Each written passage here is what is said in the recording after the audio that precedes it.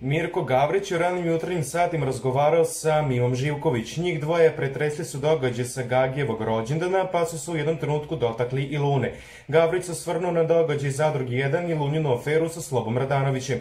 Svi su se krenuli protiv nje tada. Ja sam bio uz moju sestru tada, to jest uz njeno dete, i rekao da je se neću odreći čak i ako ubije nekog. Ja znam njenu dušu, vi je znate kroz kameru i reality program, a ja je znam kao dete. Ja u nju ne vidim devojku, ja u njoj vidim dete. To sam i prošle godine rekao kad je skinula neku krunicu, ja je mazim i kažem, razmaženo dete moje malo.